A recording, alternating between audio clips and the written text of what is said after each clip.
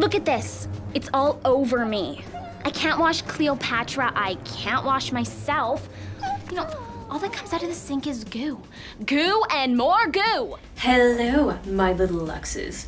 Welcome to another episode of luxxxycharms, and I am your host, cosplayer Charcy Lux.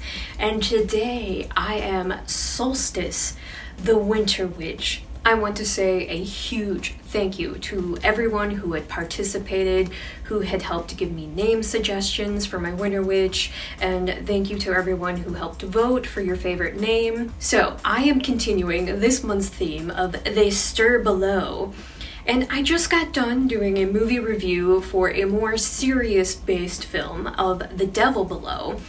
So I wanted to do one of my goofy, cheesy ones, a lower budget, low rated type of film. So I'm doing a movie review today on the 2007 film Something Beneath.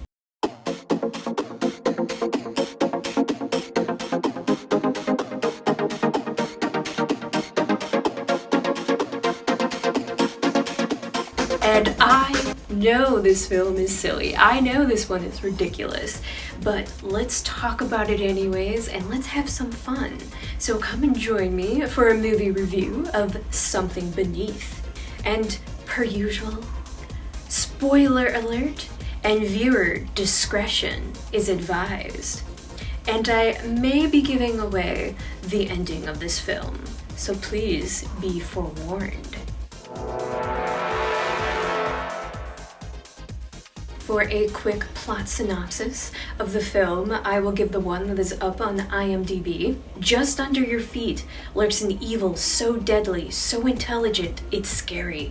The attendees of an ecological summit are about to discover a bigger problem than global warming.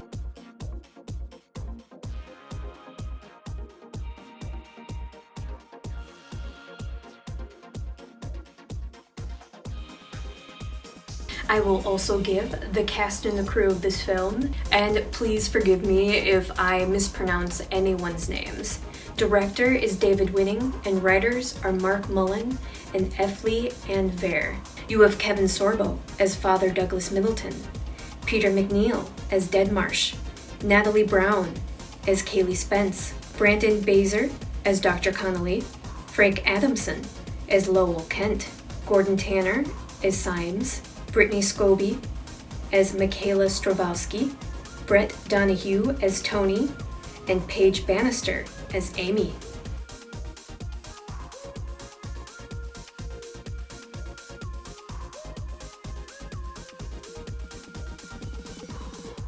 So, like I said, this film had come out back in 2007, the same year I had gotten married to Arkanon. So, yeah, that was quite a few years back. So, I'm feeling my age. So the premises of this film, as you can guess it, back around that time period, we were seeing a lot of films that were basing off of the idea of global warming and the fears that came with that idea.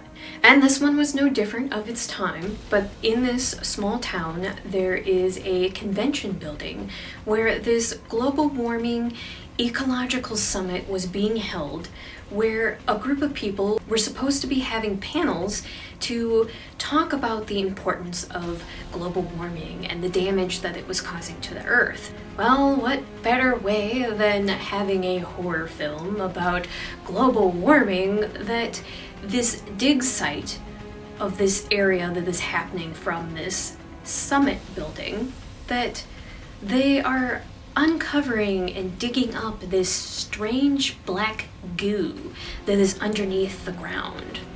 Goo and more goo. Now I kept thinking that what the heck is this weird goo that they keep digging up? But everyone who is gathering together and coming to this summit, either as a guest of honor or obviously if you are just a patron there to go and see the summit and be a part of it, slowly but surely, some of these people, that if somehow this black goo ends up getting on them. Oh, perfect. They're all seeing their worst fears. They're technically hallucinating about something very odd and strange. But when most people are faced with their fears head on, usually end up dying because they can't face their fears. So slowly but surely, one by one, they were finding these different people dead around the summit. And they all had this horrific, grotesque look on their face. So they were all very petrified and died from the fear. Just most of them were having heart attacks and just dying.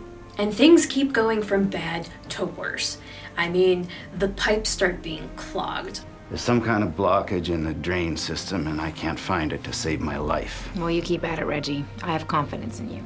Obviously, we're finding out that it's this black goo that is technically alive.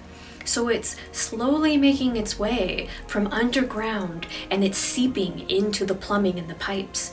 So as it's seeping slowly through the pipes to make its way to the people in the building, each one that gets this goo on them, sure enough, sees their worst fears.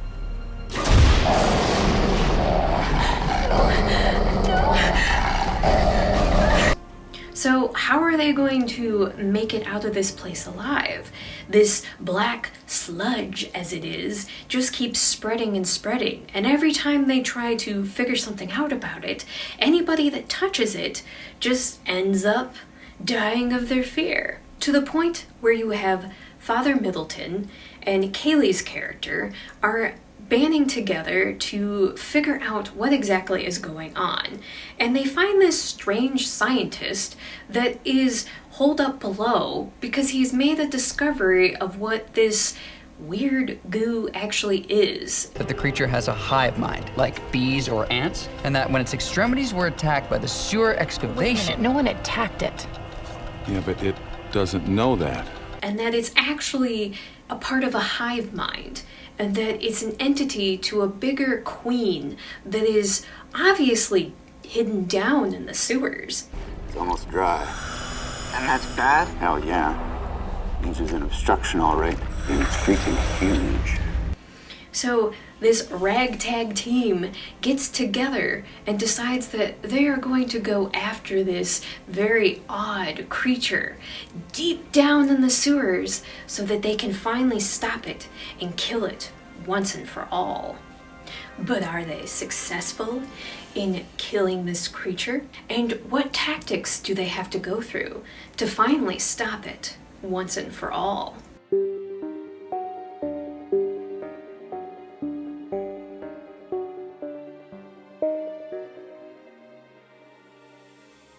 At the 57-minute and 7-second mark, when Kevin Sorbo's character says, "It's bigger than it looks," when they open the shed, his remark is reminiscent of Doctor Who's TARDIS, which is bigger on the inside than it is on the outside. It's bigger than it looks. I think it's just kind of a fun reference that they're giving because obviously Doctor Who was extremely, Doctor Who has always been huge, but around 2007 it was becoming extremely popular over here in America just as much as it was in Europe. So it's interesting that they're making that reference, and this is a sci-fi horror film, so it would make sense to have a TARDIS reference. Quotes, "Dead March to Father Douglas. Be a preacher and get the flock out of here." I don't know how that's a trivia. I mean, that's just a quote that's from the film. I don't know. It's funny though. At the 11-minute mark, the phrase "be afraid, be very afraid" originated in the 1986 movie The Fly, and I love that movie, but it has been years since I've watched it. I need to sit down and rewatch that one again. Now, The Fly is a much better film than what this one is, so I guess this is a perfect time to trail it into my thoughts of the film.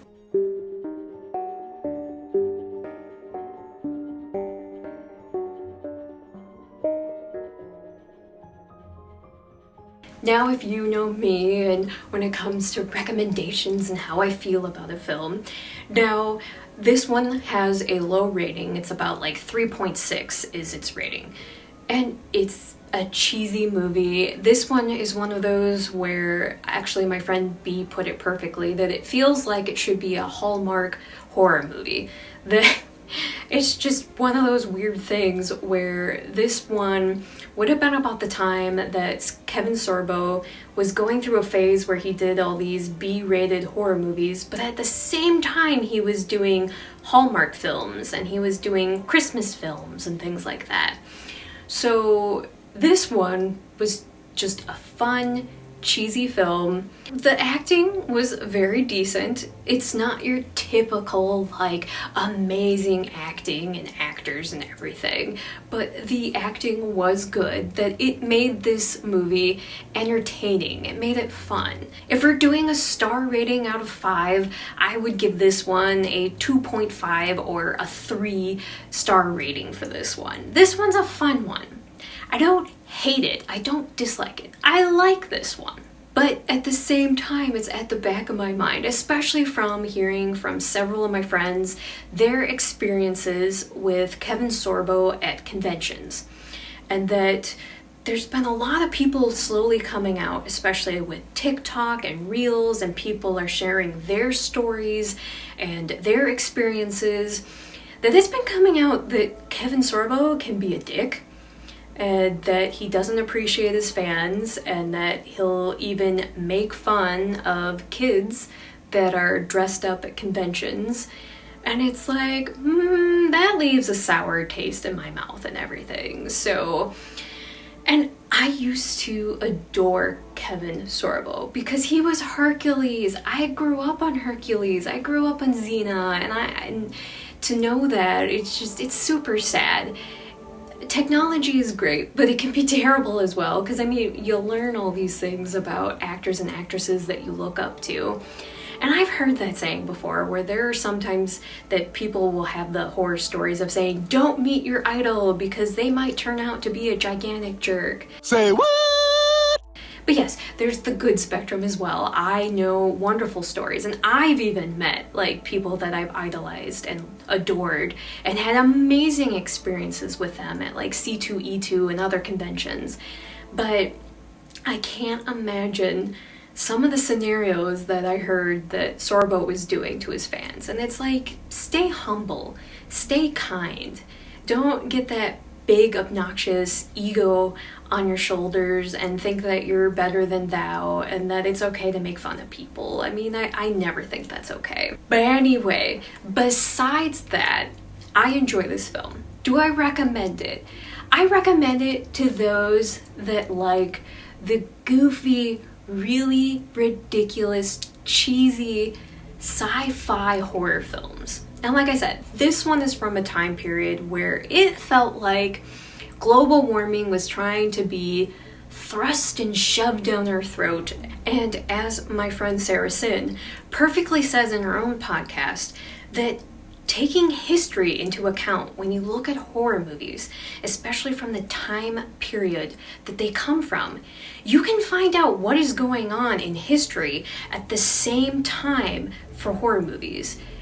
Because what is horror movies based off of? Fear.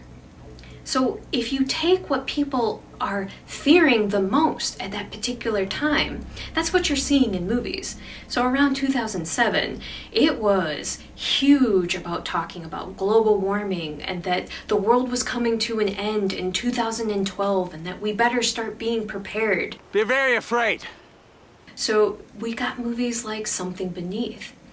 And like I said, this is a fun one. This is perfect to watch with friends. This is perfect as well if you want to make fun of it, because it is a bad movie. It's not a great movie, but it is a fun one. And it is something that is a time capsule of the period when it was made.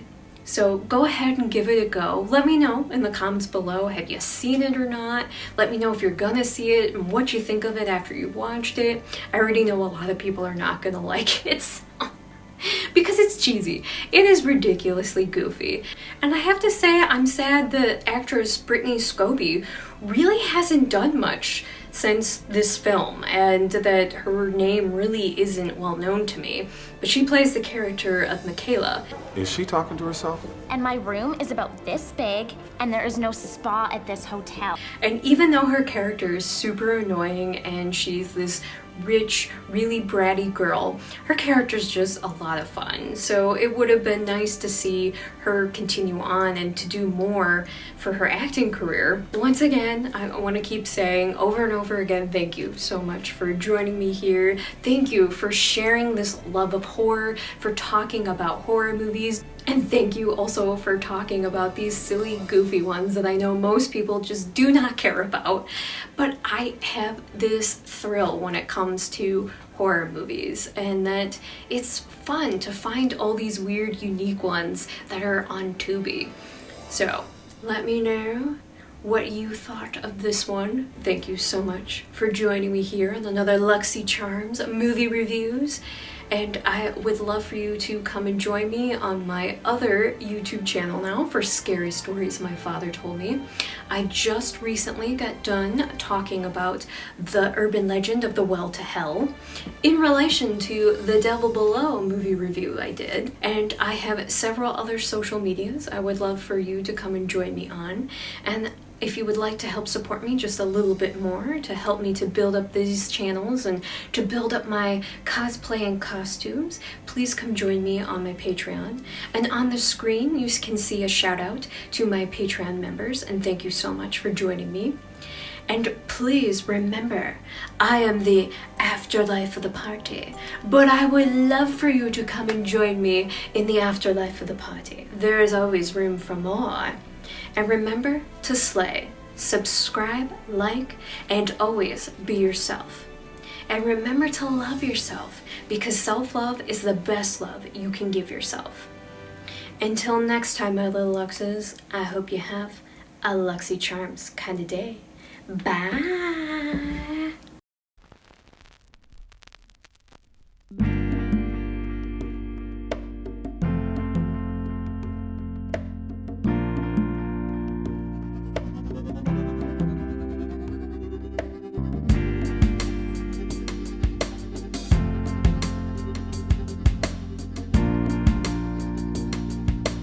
Vodka, gin.